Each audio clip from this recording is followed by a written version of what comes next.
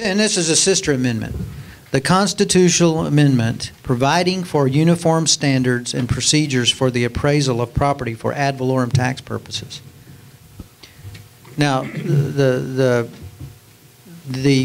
ideas for this is that it ensures property appraisals for property tax purposes are done in a consistent manner and are not subject to bias or manipulation. Every Texan's property appraisal will be conducted in the same manner and evaluated by the same methods, allowing for fair across-the-board appraisals. The opposition basically says Proposition 3 would remove local control from appraisals and local officials.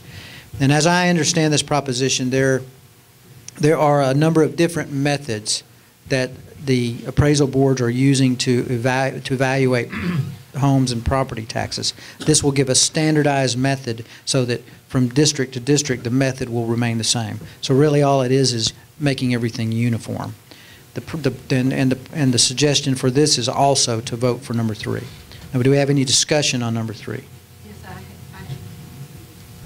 I have a question about that.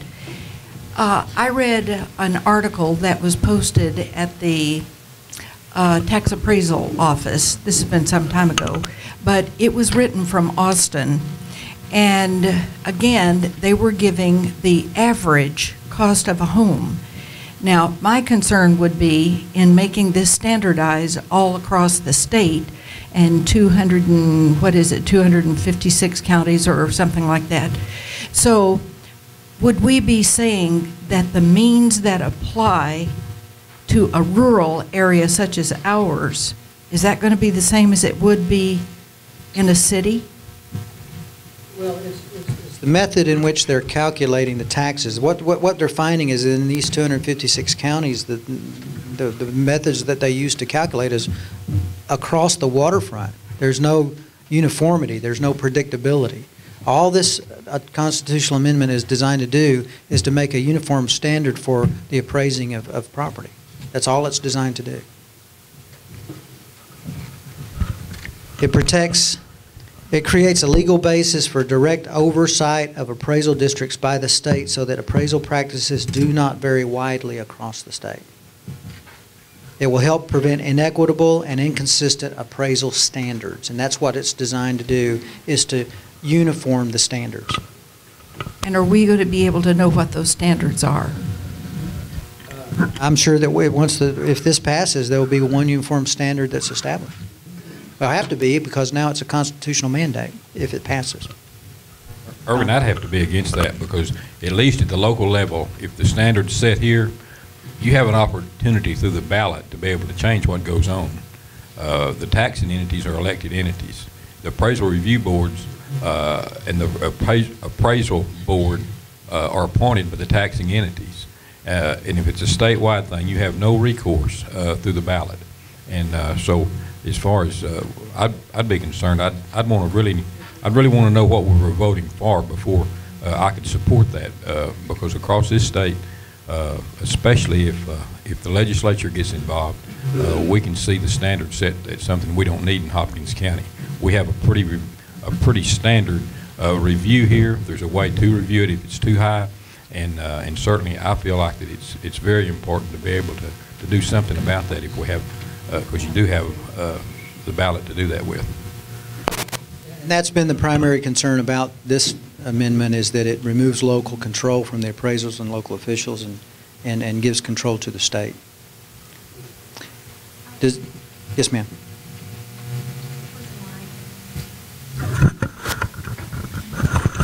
To let you guys know that if you'll go to www.hro.house.state.tx.us, it's an analysis of the proposed constitutional amendments, and it will show you the actual bills and the whether they have enabling legislation to go with them, because a lot of these bills, like Proposition 1, if the bill passed, then in the 82nd legislature they would have to turn around and pass enabling legislation that would tell you how to do the bill. And so if you want something a little more detailed, just go to your website and look at that, and you can pull it up. And Okay, it's www.hro.state.tx.us. US. And if for some reason you don't go through, email me and I'll just link you up. And you can see it. And those of y'all that have time, you can just kind of flip through it.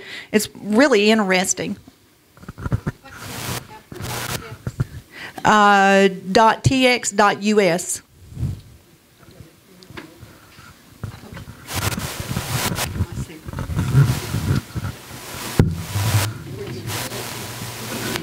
Do we have any other comments or questions about Proposition 3?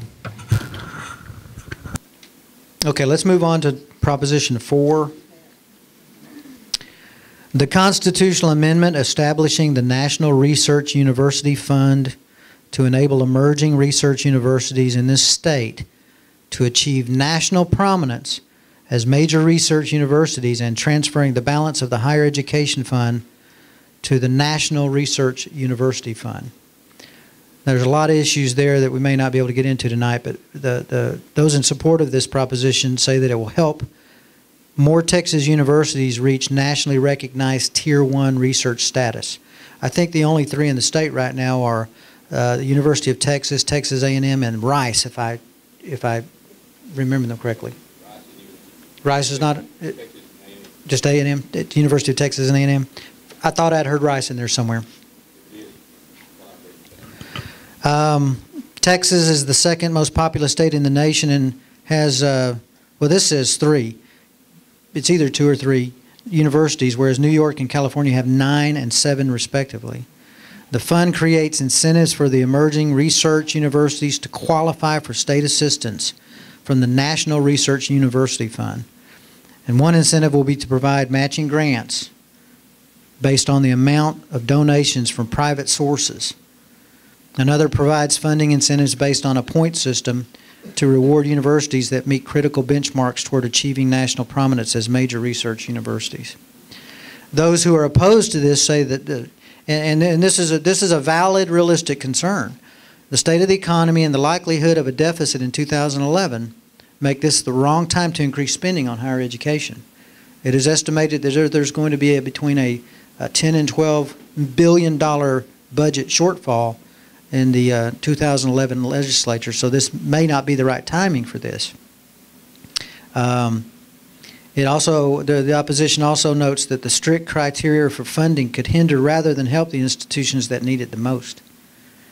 It discourages private funding and increases reliance on taxpayers. Most of the folks that I talked to and have reviewed what they've recommended about this one is to vote no. Does anyone have any questions or discussions? There's a lot of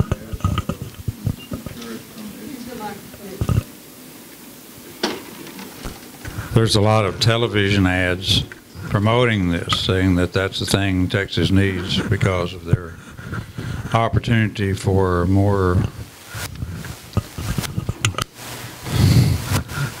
colleges that can take advantage of this. That's their viewpoint. I don't know personally. John, did you have something? Well, I'm an old Texas Tech guy myself, and Texas Tech is one of the universities that would certainly benefit from it, along with the University of Texas at Arlington, the University of Texas at Dallas, the University of Texas in San Antonio and El Paso, the University of Houston, and the University of North Texas. The enabling legislation for this amendment would disperse the funds in the National Research University Fund to emerging, that underlined emerging, research institutions through the mechanisms: the Research University Development Fund for educational and general activities that promote increased research capacity, the Texas Research Initiative Program to provide matching grants for donations from private sources, and the National Research University Benchmark Fund to reward universities that meet critical benchmarks towards achieving national prominence as major research universities. We miss a lot of opportunities in Texas, and we're one of the largest states. We have a lot of universities that would qualify for this. and be a Tier 1 thing, but they're missing out on a lot of research opportunities simply because they're not Tier 1. And they're going to California is one place, Pennsylvania is another place, both east and west from us. So the Smiths are going to vote yes on it.